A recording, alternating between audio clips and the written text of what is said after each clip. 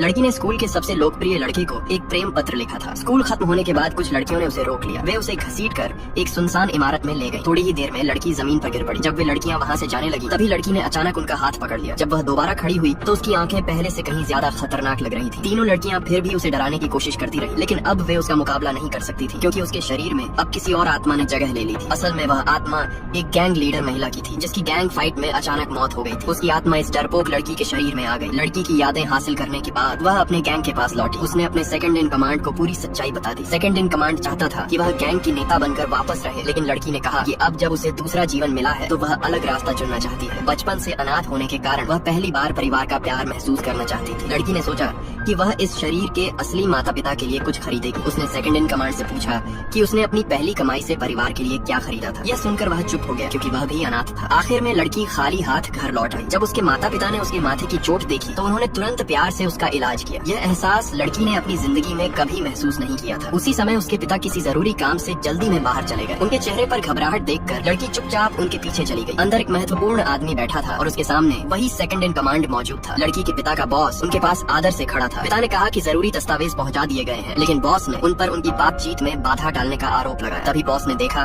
कि उसके जूतों की मिट्टी फर्श पर लग गई है। उसने लड़की के पिता को अपने कपड़ों से फर्श साफ करने का आदेश दिया। नौकरी बचाने के लिए पिता के पास कोई और रास्ता नहीं था। लड़की बाहर खड़ी सब देख रही थी। वह तुरंत अंदर नहीं गई क्योंकि उसे लगता था कि उसके पिता बहुत कमजोर है और उन्हें परिवार का सहारा बनना चाहिए। लेकिन जब पिता धीरे धीरे सफाई कर रहे थे तो बॉस ने गुस्से में एस्ट्रे उठाकर उन्हें मारने की कोशिश की। अब लड़की खुद को रोक नहीं पाई। वह अंदर दौड़ी और बॉस को जोरदार लात मार दी। जैसे ही सेकंड इन कमांड ने लड़की को देखा वह डर के मारे तुरंत खड़ा हो गया। जब उसने सुना कि लड़की उस आदमी को